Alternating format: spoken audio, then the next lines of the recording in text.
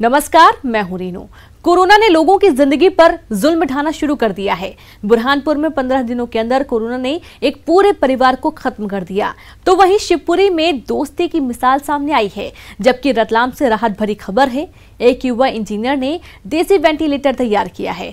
तो कोरोना ने बैंड वालों की जिंदगी पर आर्थिक संकट पैदा कर दिया है। और इसी तरह की तमाम खबरें, जो खबरें तो हैं कोरोना काल की, लेकिन ये खबरें हैं जरा हटके।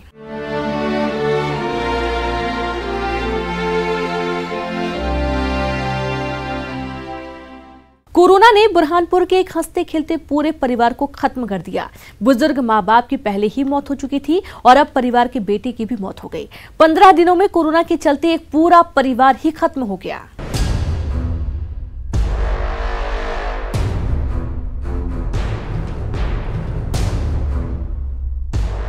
बुरहानपुर का सोनीकर परिवार हमेशा के लिए अब इन तस्वीरों में ही कैद होकर रह गया है।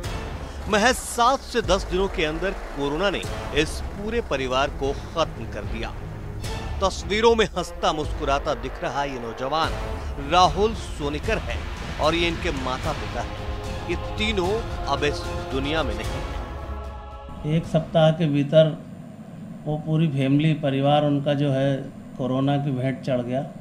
उनके माता पिता का देहांत अभी 3 या 4 दिन पहले ही हुआ और उसके बाद एक ये जो नवयुवक जवान लड़का था जिसकी वहाँ हॉस्पिटल में मौत हो गई। शनिवार को इलाज के दौरान राहुल की भी मौत हो गई। अंतिम संस्कार की पूरी प्रक्रिया नगर निगम की जिम्मेदारी थी, इसलिए स्वर्ग रथ से शव को सिंधी बस्ती शमशान घाट लाया गया। वहाँ रीति रिवाज से नगर निगम उपायुक्त सलीम खान की मौजूदगी में शव को मुखाग्नि दी गई। वहाँ से एक CMHO सर ने उनका अंतिम संस्कार करने के लिए हमें पत्र दिया। हमें बड़ा दुख हुआ उनको देख के कि उनके परिवार में इस दुखद घटना में कोई शामिल नहीं हो पाया और उनको मुखाग्नि देने की प्रक्रिया पूरी करने के लिए कोई था नहीं। तो नगर निगम के सारे अधिकारियों ने यह पुण्य काम सबने मिलकर वहाँ पर किया और विधि विधान से उनको अंतिम संस्कार किया गया। जिस घर में 15 दिन पहले तक खुशियों का बसेरा था, वहां मौत का डेरा है। कोरोना ने काल का चक्र ऐसा घुमाया कि सोनीकर परिवार का सब कुछ खत्म हो गया। 8 मई को घर के मुखिया पिता विष्णु सोनीकर का साया परिवार के सिर से उठा, तो 2 दिन बाद ही कोरोना वायरस से संक्रमित मां भी दुनिया से विदा हो गई। ये सिलसिला यही नहीं रुका, कोरोना वायरस ने राहुल सोनीकर की जान लेकर पत्नी के माथे का सिंदूर भी उजाड़ दिया। एक सप्ताह के भीतर वो पूरी फैमिली परिवार उनका जो है कोरोना की भेंट चढ़ गया। उनके माता पिता का देहांत अभी 3 या 4 दिन पहले ही हुआ और उसके बाद एक ये जो नवयुवक जवान लड़का था जिसकी वहाँ हॉस्पिटल में मौत हो गई। राहुल के घर में पत्नी, 1 साल की बेटी, बड़ी बहन, जीजा और छोटी बहन बचे हैं, लेकिन बड़ी बहन और जीजा भी कोरोना की चपेट में आ गए हैं, जिनका इलाज जारी है। बुरहानपुर के इस परिवार पर कोरोना ने जिस तरह सितम ढाया है, उससे दूसरे लोगों को सावधान हो जाने की जरूरत है। वो अपने और अपने परिवार की जिंदगी से खिलवाड़ न करें, प्रशासन के बताए नियमों का सख्ती से पालन करें। शारिक अख्तर, न्यूज़ 18, बुरहानपुर।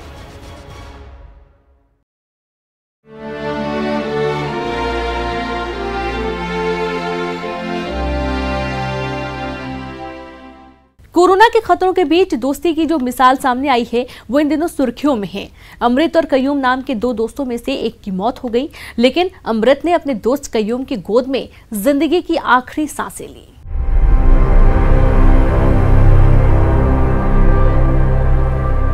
कोरोना काल की जब जब याद आएगी, इस तस्वीर में कैद जज्बातें आपको रुला जाएंगी। कोरोना काल की जब जब याद आएगी, इस तस्वीर की दुहाई जरूर दी जाएगी, क्योंकि ये महज तस्वीर नहीं, कैमरे में कैद वो लम्हे हैं जिसमें दोस्ती के मिसाल ही नहीं, नफरत की दीवार को नेस्त नाबूद करने का जज्बा है। एक दोस्त अपनी जिंदगी के आखिरी लम्हों में अपने दोस्त की गोद में सिर रखकर सो रहा है। एक का नाम अमृत, दूसरे का नाम कय्यूम है।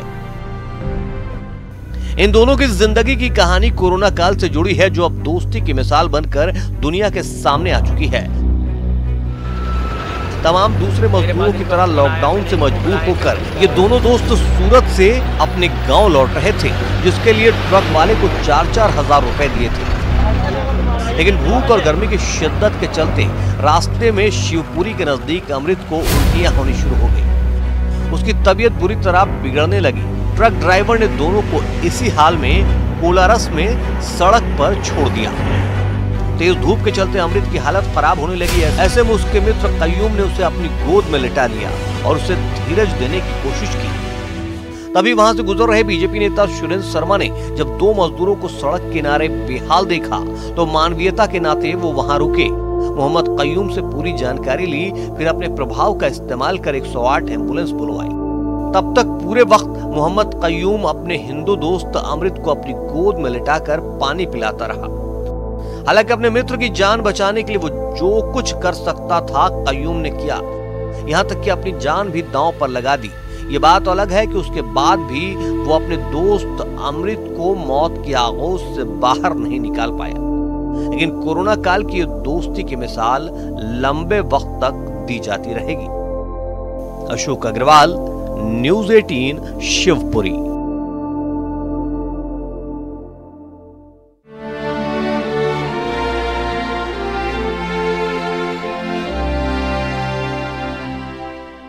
कोरोना वायरस का कहर बढ़ता ही जा रहा है। दुनिया के लगभग हर देश में ये वायरस पहुंच चुका है, लेकिन इस बीच वेंटिलेटर की कमी से पूरी दुनिया जूझ रही है। वहीं रतलाम के एक युवा इंजीनियर ने एक स्वदेशी वेंटिलेटर बनाया है, जो लैपटॉप के साथ ही मोबाइल से भी ऑपरेट होता है। इस वेंटिलेटर की कीमत महज 7,000 रुपए है।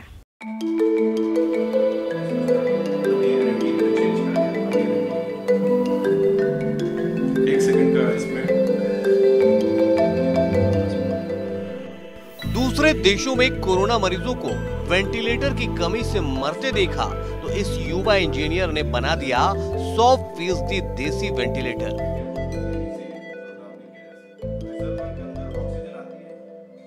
रतलाम के पीएनटी कॉलोनी के रहने वाले इस इंजीनियर के देसी वेंटिलेटर की चर्चा अब जोरों पर है। 32 साल के अंसार अहमद अब्बासी ने पहले हार्वर्ड, राइज और MIT यूनिवर्सिटी के नोट्स पढ़े और स्वदेशी वेंटिलेटर का पूरा सिस्टम डिजाइन किया।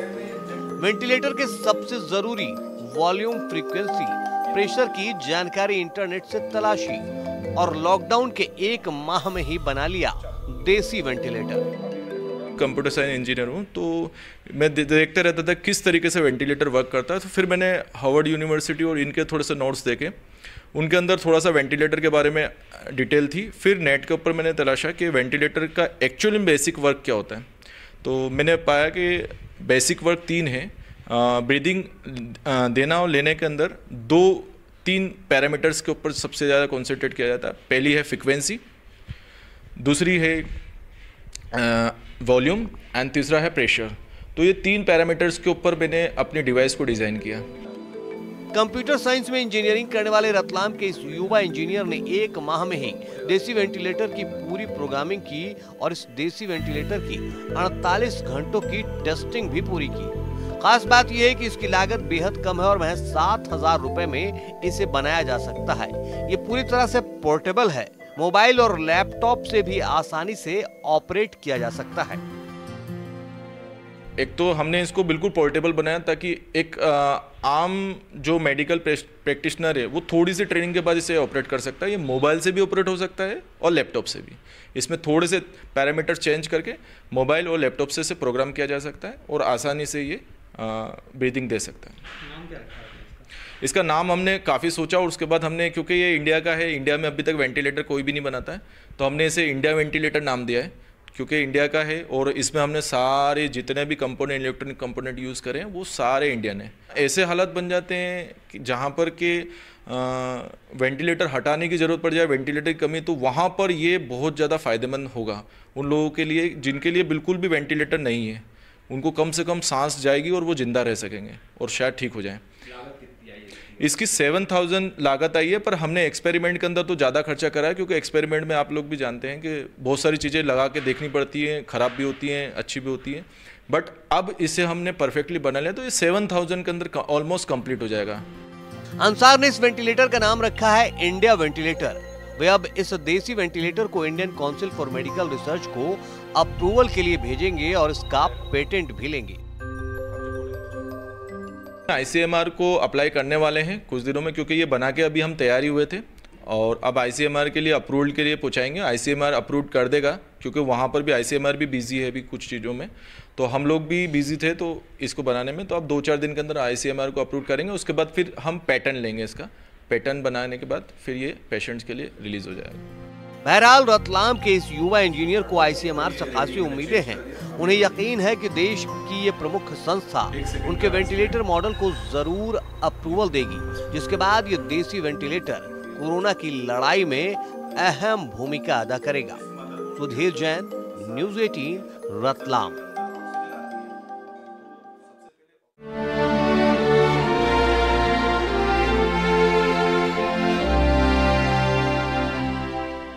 हिंदुस्तानी शादी की खास पहचान है बैंड बाजा और बाराती, लेकिन कोरोना ने इन दिनों सब पर पहरा बैठा दिया है। नतीजा ये है कि बैंड वालों को अब गुजारा करना भी मुश्किल हो रहा है।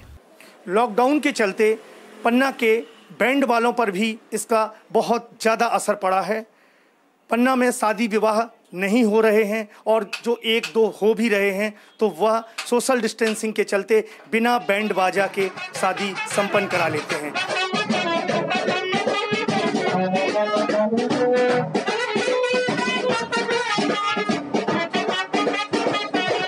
बैंड बाजे की धुन पर आज मेरे यार की शादी है गाने पर थिरके आपको कितने दिन गुजर गए?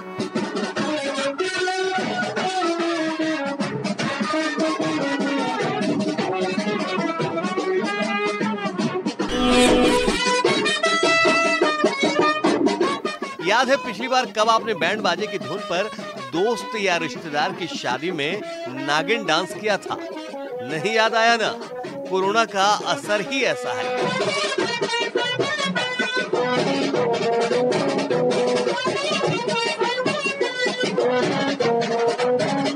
इसने सब कुछ वीरान सुनसान कर रखा है।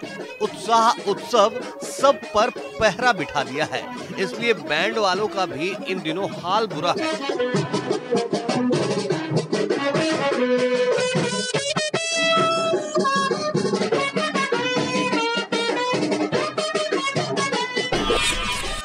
शादियां हो नहीं रही हैं, इनकी दुकानें बंद पड़ी हैं और इंस्ट्रूमेंट रखे रखे अब जंग खाने लगे हैं।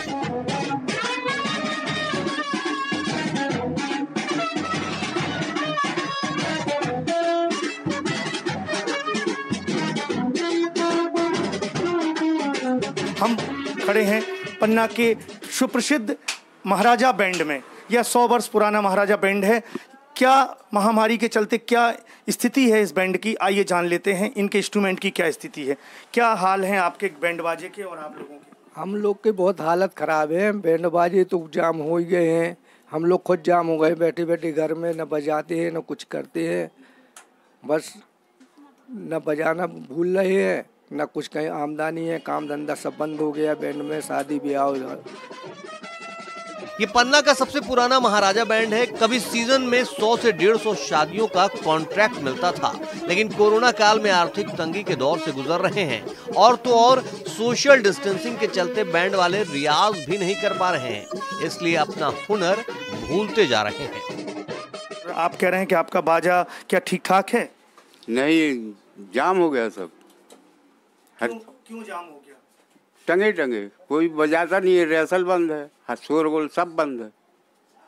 करीब कितनी शादियां कर लेते थे आप कोरोना महामारी के पहले, जब ये लॉकडाउन हुआ था उसके पहले हर साल कितनी शादियां कर लेते थे? 100-150 करीब।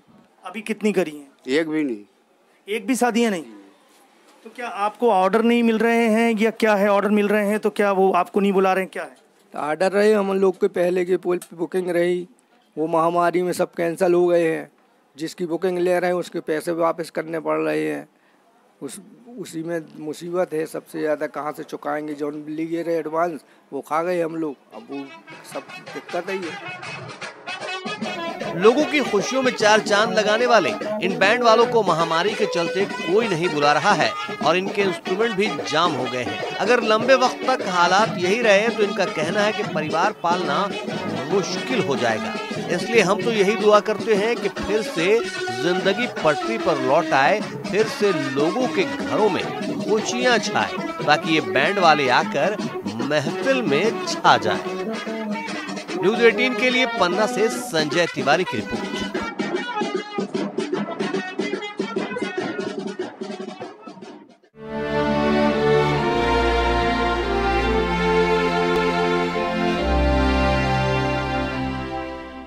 राजस्थान के डूंगरपुर में 100 बेटियों को सेल्फ डिफेंस के गुर सिखाए जाने थे, लेकिन लॉकडाउन इनकी ट्रेनिंग की राह में रोड़ा बना तो ऑनलाइन क्लास के जरिए ट्रेनिंग शुरू कर दी गई और अब बेटियां ऑनलाइन ही सेल्फ डिफेंस की ट्रेनिंग लेकर फाइटर बन रही हैं।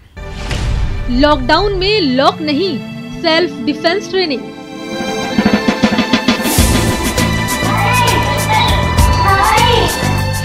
ऑनलाइन क्लास से फाइटर बन रही बेटियां।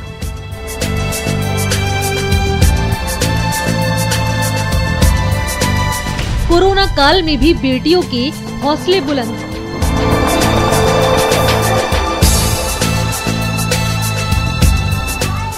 कराटे की जोरदार किक, जबरदस्त पंच।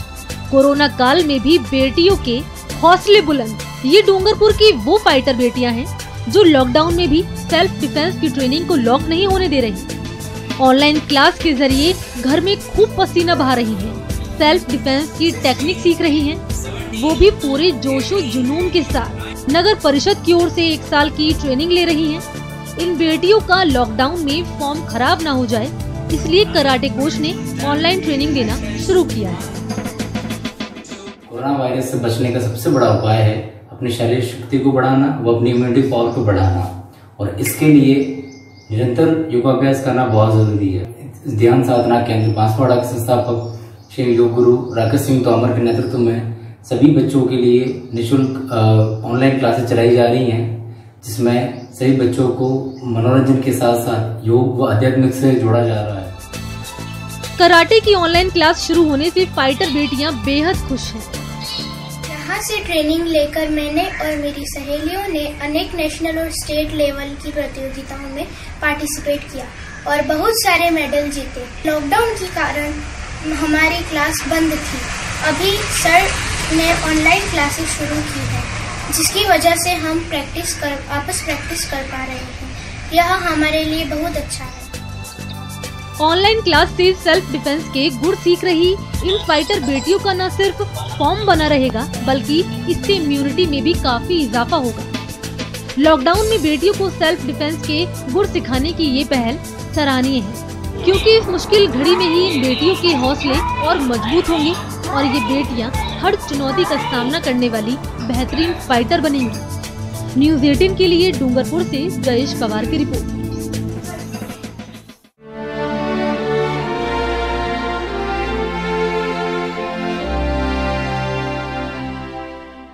राजस्थान से कोरोना काल में एक और राहत भरी खबर सामने आई है। लॉकडाउन की वजह से बंद पड़ी जोधपुर के स्टोन इंडस्ट्री में फिर से रौनक लौटने लगी है।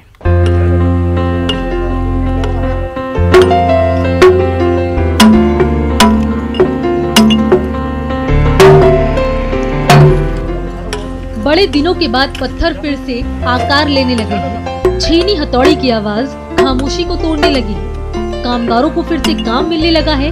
स्टोन इंडस्ट्री में फिर से रौनक लौटने लगी है। लाल बलुआ पत्थर के लिए मशहूर जोधपुर की स्टोन इंडस्ट्री गुलजार होने लगी है। ये तस्वीर जोधपुर के सूरसागर खनन क्षेत्र की है। लॉकडाउन 3 में छूट मिली तो फौरन सोशल डिस्टेंसिंग का पालन करते हुए मजदूर काम में जुट गए। पत्थरों को फिर से तराशने में जुट गए। हाँ, पटरी पर लौटने में समय जरूर लगेगा।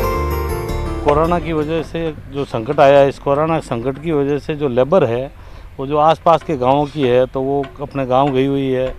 अभी ये जो बसें वगैरह बंद होने की वजह से वो लेबर आ नहीं पा रही है, और फिलहाल तो ये नज़दीक की जो यहाँ लोकल जो लेबर है वो आई हुई है, तो वो ठीक है 2-4 लोग आते हैं, काम करते हैं, 2-4 जगह काम जैसे बंद है तो उनकी वजह से एक जगह आ जाते हैं। तो इससे ज़्यादा अभी सबसे बड़ी बात ये है, लेबर की भी समस्या रहेगी जब तक कि बाहर वाली ये गाँव की जो बसें वगैरह शुरू नहीं होती है तब तक। दुनिया भर में जोधपुरी पत्थर की अपनी अलग पहचान है। शहर से सटी सूरसागर, चौपड़ी, कालीबेरी, भूरी बेरी इलाके में 6500 पत्थर की खदान है। लेकिन लॉकडाउन ने स्टोन इंडस्ट्री को लॉक कर दिया था। इसके साथ ही इस इंडस्ट्री से जुड़े करीब 1.5 लाख लोग बेरोजगार हो गए थे। सबसे ज्यादा मुसीबत में मजदूर आए, लेकिन अब फिर से काम शुरू हुआ तो मजदूरों ने राहत की सांस ली। अभी काम पे आए हैं, 2-3 दिन हो गए हैं। अब काम करेंगे तो कुछ न कुछ राशन पानी मिलेगा हमको, और सही खुला वातावरण है और सही काम कर रहे हैं हम अलग अलग दूरी से। हर रोज करीब 20 लाख राजस्व देने वाला पत्थर खनन का कारोबार फिर से रंग लेने लगा है। कारोबारी खुश हैं तो पत्थरों के भरोसे गुजर बसर करने वाले मजदूरों के चेहरे मुस्कुरा उठे हैं। तो बहुत बड़ा रोजगार का साधन यहाँ पे जोधपुर पत्थर देता है और यही कारण है अब जिंदगी रफ्तार पकड़ी है और थोड़े दिनों में जब पूरा लॉकडाउन खुल जाएगा तो 1.5 लाख मजदूरों को रोजगार मिल जाएगा। सहयोगी शेर सिंह के साथ ललित सिंह, न्यूज़ 18 जोधपुर।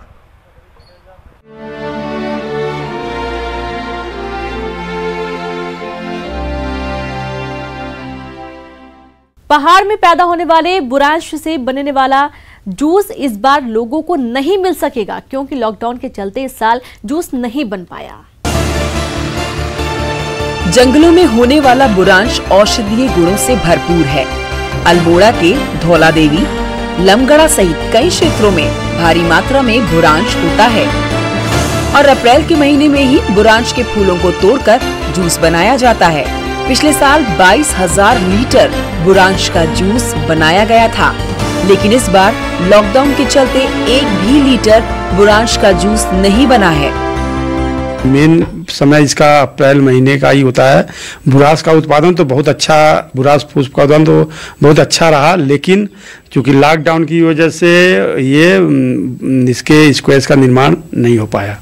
बुरांश के फूलों को तोड़ने से लेकर जूस बनाने तक सारे काम महिलाएं ही करती हैं, जिनसे उनको रोजगार मिलता था और उन्हीं 2 महीनों में काम कर पूरे साल का खर्चा निकालती थी। इस लॉकडाउन से हमको बहुत हुआ है, असर पड़ा और यहीं से हमारा रोजगार चलने वाला ठहरा। इस बार अप्रैल मार्च से हमारा ऐसा पूरा खत्म हो गया है रोजगार। लॉकडाउन के कारण जूस नहीं बनने से इनमें काम करने वाली महिलाओं को भारी नुकसान तो हुआ ही, इसके साथ ही कई बीमारियों के लिए अमृत माने जाने वाला बुरांश का जूस इस बार लोगों को नहीं मिल सकेगा। न्यूज़ 18 के लिए अल्मोड़ा से किशन जोशी की रिपोर्ट।